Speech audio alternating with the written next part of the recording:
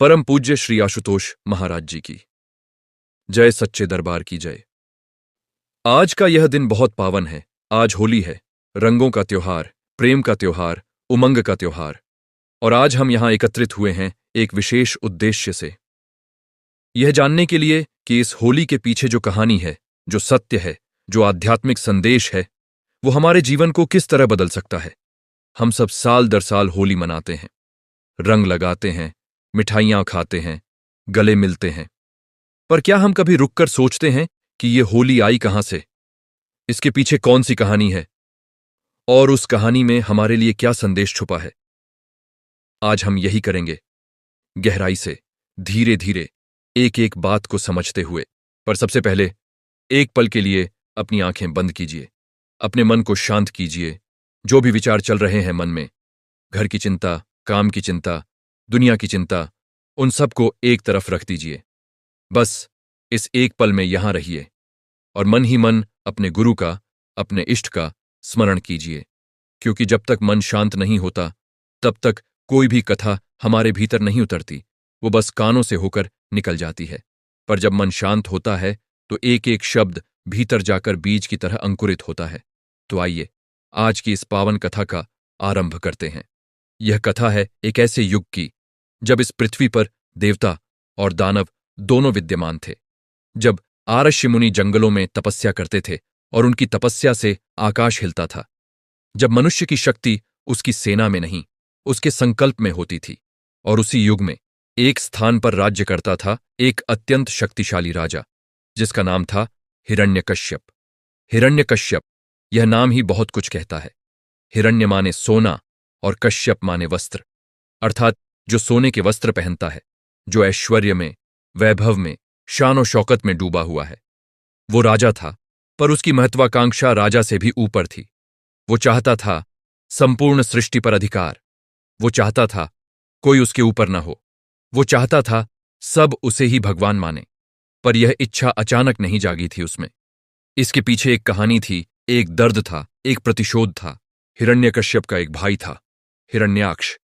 दोनों भाई साथ बड़े हुए थे, साथ खेले थे, साथ लड़े थे, साथ सीखे थे। हिरण्याक्ष भी बलशाली था, पर उसमें एक दोष था, उसका अहंकार। उसने एक बार इस पृथ्वी को ही उठाकर समुद्र की गहराइयों में छुपा दिया। सृष्टि में हाहाकार मच गया। तब भगवान विष्णु को वराह रूप धारण करना पड़ा, सूअर का रूप, और समुद्र की गहराइयों में जाकर पृथ्वी को वापस लाना पड़ा। उसी युद्ध में हिरण्याक्ष मारा गया, विष्णु के हाथों। जब यह समाचार हिरण्यकश्यप को मिला तो वो टूट गया। उसका भाई, उसका सबसे प्रिय साथी चला गया। और किसने मारा? विष्णु ने।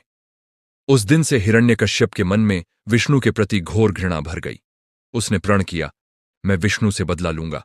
और बदला लेने के लिए उसे चाहिए थी असीमित शक्ति। यहां महाराज जी एक बहुत गहरी बात कहते हैं। वो कहते हैं, देखो, हिरण्यकश्यप का दर्द असली था, भाई का बिछोह असली था, पर उस दर्द ने जो रास्ता चुना वो गलत था। जब हम दर्द में होते हैं तो हमारे सामने दो रास्ते होते हैं। एक रास्ता होता है उस दर्द को परमात्मा के चरणों में अर्पित करना, और दूसरा रास्ता होता है उस दर्द को घृणा में, प्रतिशोध में बदल देना। हिरण्यकश्यप ने दूसरा रास्ता चुना और यही उसके पतन का आरंभ था। तो हिरण्यकश्यप तपस्या के लिए निकला, ब्रह्मा जी को प्रसन्न करने के लिए। वो हिमालय की गुफाओं में चला गया। वहां उसने ऐसी कठोर तपस्या की जैसी शायद ही किसी ने की हो। वर्षों तक खड़े रहकर, बिना खाए पिए, धूप में, वर्षा में, शीत में वो तपता रहा। उसके शरीर पर चींटियों ने अपना घर बना लिया, उसके शरीर के ऊपर पेड़ पौधे उगाए, पर वो डिगा नहीं। देवताओं को भय हो गया। उन्होंने ब्रह्मा जी के पास जाकर कहा, हे प्रजापति, यह दानव बहुत कठोर तपस्या कर रहा है। इसे कोई असाधारण वरदान मिला तो संसार में अनर्थ हो जाएगा। कृपया इसकी तपस्या भंग कीजिए। पर ब्रह्मा जी ने कहा, नहीं, तपस्या का फल मिलना ही चाहिए। यह सृष्टि का नियम है। चाहे तपस्वी देवता हो या दानव, अगर उसने सच्चे मन से, निष्ठा से तपस्या की है तो उसे वरदान मिलेगा। यह बात सुनिए। महाराज जी यहां रुकते हैं और कहते हैं, देखो, परमात्मा का नियम पक्षपात नहीं करता। परमात्मा की ऊर्जा, परमात्मा का प्रसाद, वो किसी के साथ भेदभाव नहीं करता। जो भी सच्चे मन से साधना करता है उसे फल मिलता है, चाहे वो अच्छा इंसान हो या बुरा। यही कारण है कि बुरे लोग भी कभी कभी बहुत शक्तिशाली हो जाते हैं, पर उनकी शक्ति और उनके कर्म दोनों अलग अलग चीजें हैं। शक्ति उन्हें मिल जाती है, पर उनके कर्म उन्हें अंततः नष्ट कर देते हैं। तो ब्रह्मा जी प्रकट हुए हिरण्यकश्यप के सामने और उन्होंने कहा, वत्स, मांगो, क्या वरदान चाहिए? हिरण्यकश्यप पहले से सोचकर बैठा था। उसने बड़ी चतुराई से अपना वरदान मांगा। उसने कहा, हे ब्रह्मदेव, मुझे ऐसा वरदान दीजिए कि मैं न दिन में मरूं, न रात में, न घर के भीतर, न बाहर, न धरती पर, न आकाश में, न किसी शस्त्र से, न किसी अस्त्र से, न मनुष्य के हाथों, न पशु के हाथों, न देवता मुझे मार सकें, न दानव। ब्रह्मा जी ने तथास्तु कह दिया। हिरण्यकश्यप प्रसन्न होकर लौटा। उसे लगा, अब मैं अमर हो गया, अब मुझे कोई नहीं मार सकता, और जो अमर है वो ईश्वर है, इसलिए मैं ही ईश्वर हूं। यहां एक बहुत सूक्ष्म बात है जो महाराज जी समझाते हैं। वो कहते हैं, हिरण्यकश्यप ने वरदान तो मांगा, पर उसने जो सोचा वो गलत था। उसे लगा कि जो मर नहीं सकता वो ईश्वर है, पर यह सत्य नहीं है। ईश्वर वो नहीं जो मरता नहीं। ईश्वर वो है जो कभी पैदा ही नहीं हुआ, जो अजन्मा है, जो निराकार है, जो सब में व्याप्त है। हिरण्यकश्यप का अहंकार इतना बड़ा था कि उसने ईश्वरत्व की परिभाषा ही बदल दी अपनी सुविधा के अनुसार, और यही सबसे बड़ी भूल थी। वरदान मिलने के बाद हिरण्यकश्यप अपने राज्य लौटा। अब उसका अत्याचार और भी बढ़ गया। जो भी विष्णु का नाम लेता उसे दंडित किया जाता। मंदिर तोड़े गए, यज्ञ बंद करवा दिए गए। पूरे राज्य में एक ही आदेश था, हिरण्यकश्यप की जय बोलो, हिरण्यकश्यप को भगवान मानो। प्रजा डर गई। जो नहीं मानते थे उन्हें कारागार में डाल दिया जाता था। जो विरोध करते थे उन्हें मृत्युदंड दिया जाता था। धीरे धीरे पूरा राज्य एक अंधकार में डूब गया, जहां प्रेम नहीं था, श्रद्धा नहीं थी, बस भय था। और इसी माहौल में, इसी अंधकार में एक दीपक जला, एक छोटा सा दीपक, हिरण्यकश्यप के अपने घर में, उसकी पत्नी कयाधु की गोद में। प्रहलाद का जन्म हुआ। जब प्रहलाद मां के गर्भ में था तब एक घटना हुई थी। हिरण्यकश्यप तपस्या के लिए गया था और उसी समय देवताओं ने उसके राज्य पर आक्रमण कर दिया। उसकी पत्नी कयाधु को बंदी बना लिया गया। नारद मुनि को यह पता चला। वो देवराज इंद्र के पास गए और कहा, यह अन्याय है। एक गर्भवती स्त्री को बंदी बनाना यह धर्म के विरुद्ध है। इंद्र ने कयाधु को मुक्त किया। नारद मुनि कयाधु को अपने आश्रम ले गए। वहां उन्होंने उसकी देखभाल की, और उस समय प्रतिदिन नारद मुनि भगवत कथाएं सुनाते रहे, विष्णु के गुणगान करते रहे, भजन गाते रहे। और यह सब कुछ गर्भ में पल रहे प्रहलाद ने सुना। एक एक शब्द उसके भीतर उतरता गया। भगवान का नाम, भगवान की लीला, भगवान का प्रेम, यह सब उसके संस्कार बन गए। महाराज जी यहां कहते हैं, यह घटना हमें बताती है कि संस्कार कितने महत्वपूर्ण हैं। जो बच्चा गर्भ में है वो भी सुन रहा है, समझ रहा है, महसूस कर रहा है। जो मां भजन सुनती है, कथाएं सुनती है, अच्छे विचार रखती है, उसके बच्चे में वो संस्कार स्वाभाविक रूप से आते हैं। और जो मां क्रोध में रहती है, भय में रहती है, नकारात्मकता में रहती है, उसके बच्चे पर भी उसका प्रभाव पड़ता है। इसीलिए हमारे शास्त्रों में कहा गया है, गर्भावस्था के दौरान मां का मन सबसे अधिक शांत और पवित्र होना चाहिए। तो प्रहलाद जन्मा नारद के आश्रम के संस्कारों के साथ, भगवान के नाम के साथ। और जब वो थोड़ा बड़ा हुआ, जब वो बोलना सीखा, तो उसके मुख से पहला शब्द निकला, नारायण। हिरण्यकश्यप को यह सब पता नहीं था। वो तपस्या से लौटा था, विजयी था, अहंकारी था। उसने अपने पुत्र को देखा और उसे प्रसन्नता हुई। उसने सोचा, ये मेरा पुत्र है, मेरे खून का वारिस है, ये मेरे जैसा होगा, शक्तिशाली, निडर, महान। पर जैसे जैसे प्रहलाद बड़ा होता गया, हिरण्यकश्यप की यह उम्मीद टूटती गई। प्रहलाद को गुरुकुल भेजा गया। वहां षंड और अमर्क नाम के दो गुरु थे, जो हिरण्यकश्यप के विश्वास पात्र थे। उनका काम था बच्चों को राजनीति सिखाना, शस्त्र विद्या सिखाना, और सबसे महत्वपूर्ण यह सिखाना कि हिरण्यकश्यप ही भगवान है। पर प्रहलाद, वो कुछ और ही था। गुरुकुल में जब बाकी बच्चे खेलते तो प्रहलाद भजन गाता। जब बाकी बच्चे पाठ याद करते तो प्रहलाद के मुख से नारायण का नाम निकलता। बाकी बच्चे उससे पूछते, प्रहलाद, यह नारायण कौन है? और प्रहलाद उन्हें बताता, नारायण वो हैं जो हर जगह हैं। इस दीवार में भी, इस पेड़ में भी, तुम्हारे भीतर भी, मेरे भीतर भी। वो सबको प्रेम करते हैं। वो कभी किसी को दंड नहीं देते, बस उनसे मिलने का मार्ग दिखाते हैं। बच्चे उसकी बातें सुनते और उनके मन में भी कुछ जागता।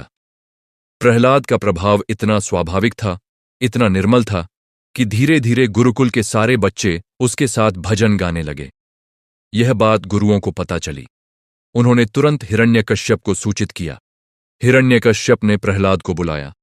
उसने प्रेम से पूछा, पुत्र, बताओ, सबसे बड़ा कौन है? प्रहलाद ने बिना एक पल की हिचकिचाहट के कहा, पिताजी, सबसे बड़े हैं भगवान विष्णु, जो सर्वत्र व्याप्त हैं।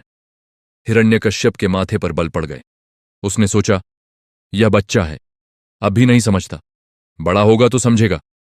उसने शांत स्वर में कहा, नहीं पुत्र, विष्णु कुछ नहीं है।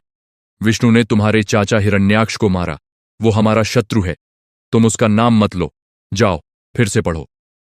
प्रहलाद चला गया, पर उसके मुख पर वही मुस्कान थी। महीने बीते। हिरण्यकश्यप ने फिर से प्रहलाद को बुलाया। फिर वही प्रश्न, क्या सीखे गुरुकुल में? और फिर वही उत्तर, पिताजी, सीखा कि भगवान ही सर्वश्रेष्ठ हैं। उन्हीं की शरण लेनी चाहिए, उन्हीं का नाम जपना चाहिए। अब हिरण्यकश्यप का धैर्य टूटने लगा। उसने गुरुओं को बुलाया और कहा, यह क्या हो रहा है? मैंने तुम्हें इसलिए नहीं रखा है कि यह बच्चा विष्णु भक्त बन जाए। इसे सुधारो, नहीं तो परिणाम भुगतने के लिए तैयार रहो। गुरुओं ने प्रहलाद को बहुत समझाया, डराया, धमकाया। कहा, प्रहलाद, तुम्हारे पिता सबसे शक्तिशाली हैं। उनकी आज्ञा मानो। विष्णु का नाम लेना बंद करो। प्रहलाद ने गुरुओं के चरण छुए। उसने कहा, गुरुदेव, आपका सम्मान करता हूं, पर एक बात बताइए, क्या ज्ञान हमें सत्य से दूर करता है या सत्य की ओर ले जाता है? अगर ज्ञान सत्य की ओर ले जाता है तो मुझे उस सत्य को छोड़ने के लिए मत कहिए। गुरु चुप हो गए। वो जानते थे इस बालक के पास कोई जवाब नहीं था।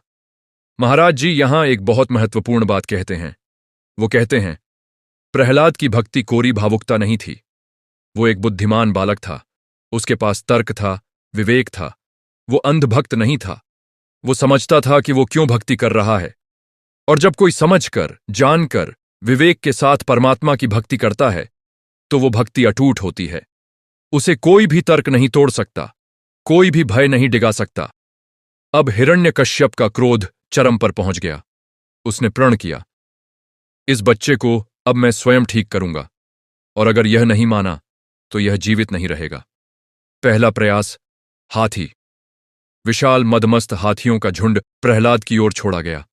हाथी दौड़े, आए और प्रहलाद के पास आकर रुक गए। उन्होंने अपनी सूंड उठाई और प्रहलाद को प्रणाम किया, फिर वापस चले गए। दूसरा प्रयास, विष। प्रहलाद के भोजन में जहर मिलाया गया। प्रहलाद ने भोजन किया, नारायण का नाम लेते हुए। जहर का उस पर कोई असर नहीं हुआ। तीसरा प्रयास, पहाड़ की चोटी से गिराना। प्रहलाद को एक ऊंची चट्टान पर ले जाया गया और धक्का दे दिया गया, पर वो धीरे धीरे नीचे आया, जैसे कोई उसे अपनी बाहों में थामे हो। चौथा प्रयास, सांप। विषैले सांपों को प्रहलाद के कमरे में छोड़ा गया। सांप आए, प्रहलाद के चारों ओर घूमे और चले गए। एक ने भी नहीं काटा।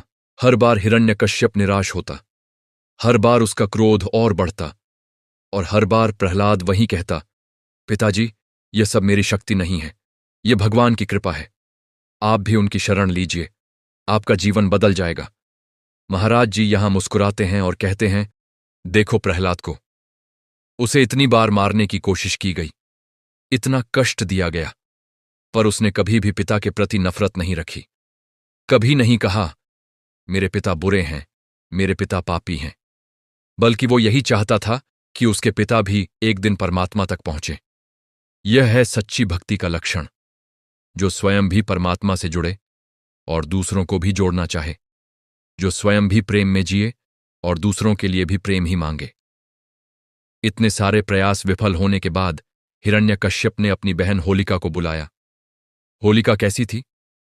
होलिका शक्तिशाली थी। उसे ब्रह्मा जी का वरदान था, एक विशेष वस्त्र।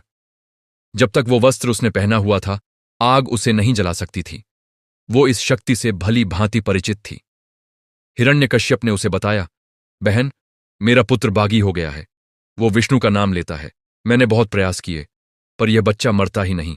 तुम इसे अपनी गोद में लेकर अग्नि में बैठ जाओ, तुम्हें कुछ नहीं होगा, पर यह बच्चा जल जाएगा। होलिका ने एक पल सोचा।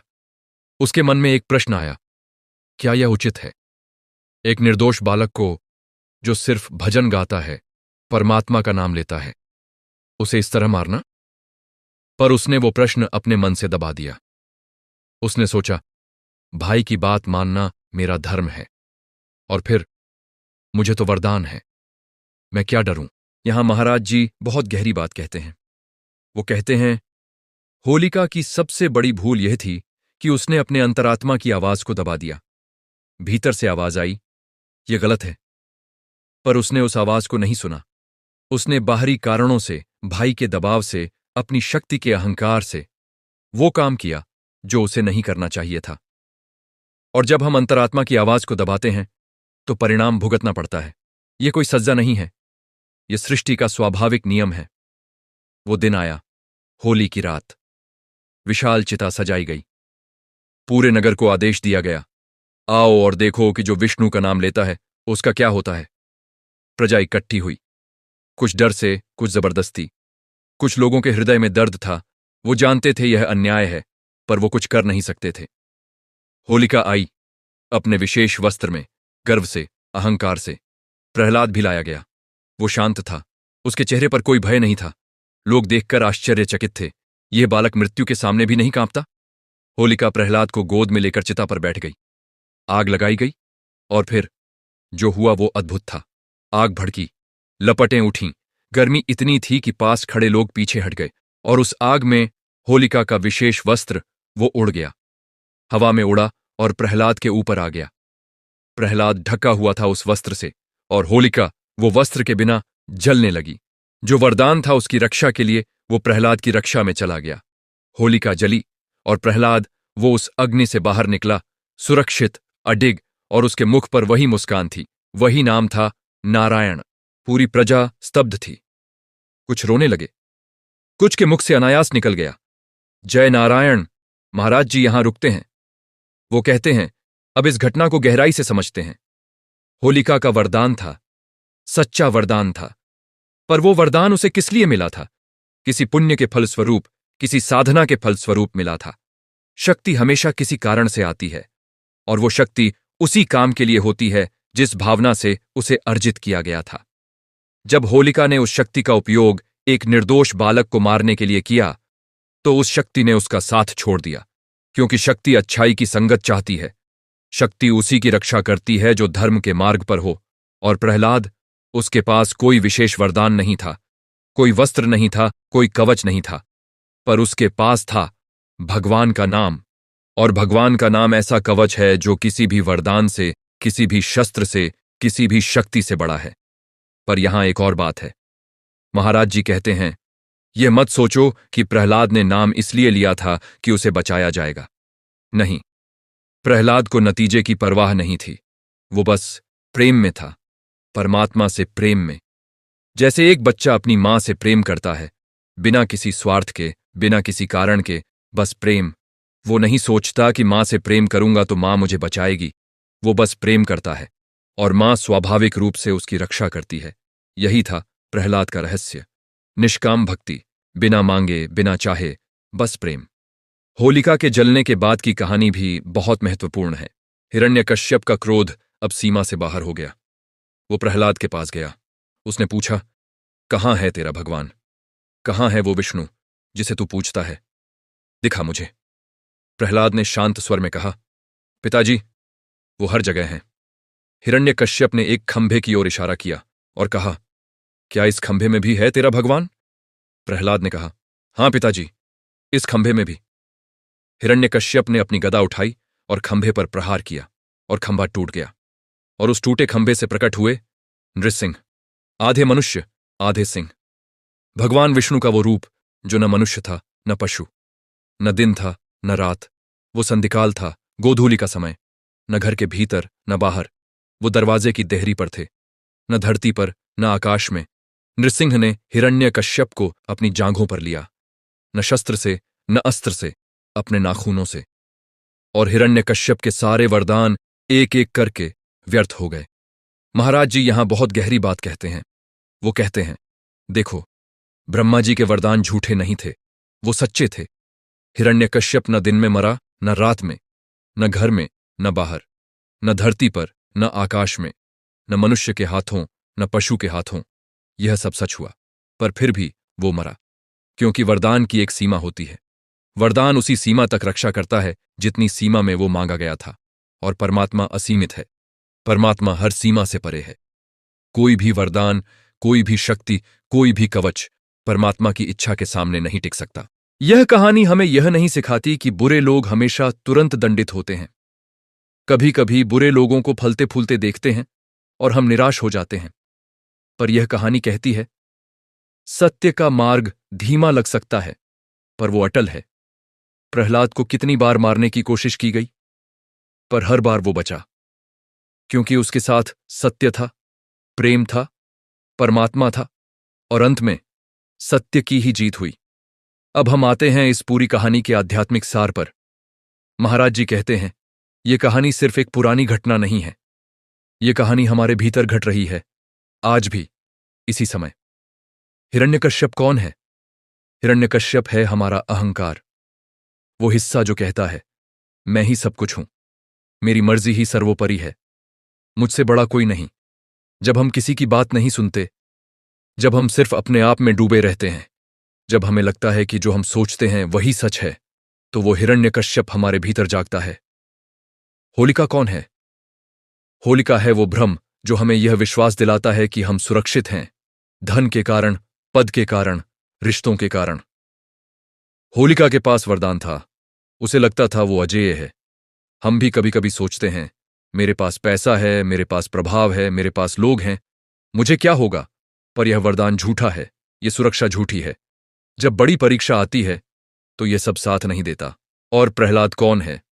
प्रहलाद है हमारे भीतर की वो आत्मा, वो चेतना, वो निर्मल हिस्सा जो परमात्मा से जुड़ा हुआ है।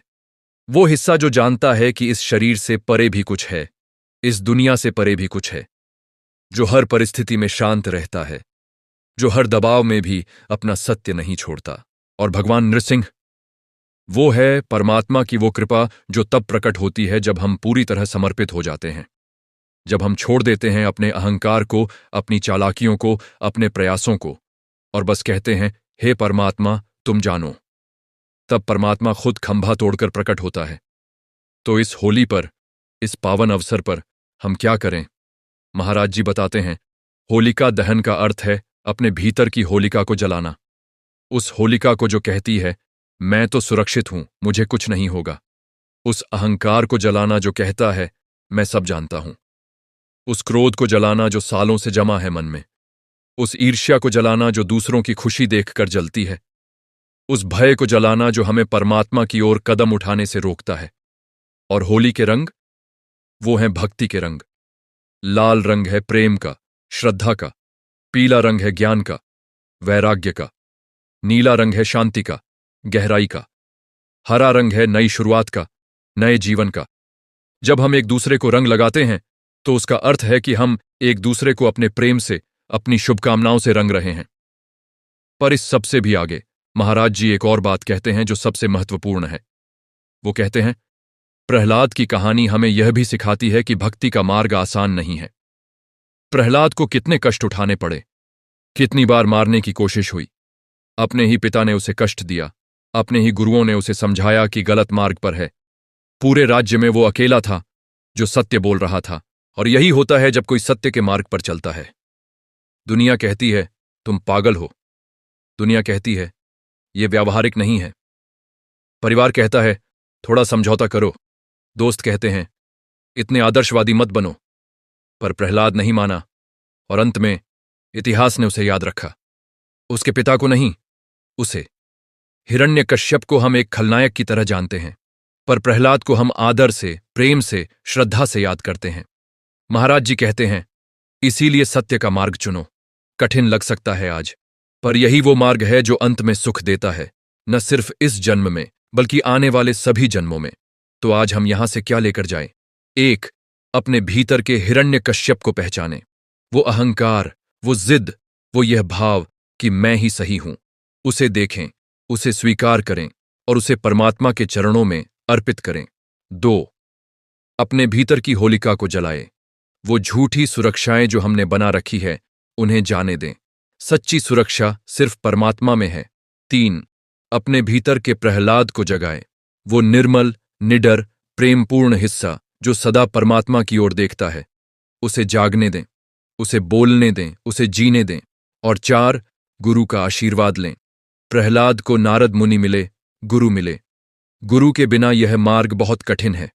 जो गुरु से जुड़ा है, जो सत्संग में आता है, जो महाराज जी के चरणों में बैठता है, उसे भी वही शक्ति मिलती है जो प्रहलाद को मिली थी। आज की इस होली पर, इस सत्संग में, यही हमारी प्रार्थना है। परमात्मा करे कि हम सबके भीतर प्रहलाद जागे, अहंकार की होलिका जले और प्रेम के रंगों से हमारा जीवन भर जाए। जय श्री हरि। परम पूज्य श्री आशुतोष महाराज जी के चरणों में कोटि कोटि प्रणाम। सनातन धर्म की जय, सत्य की जय।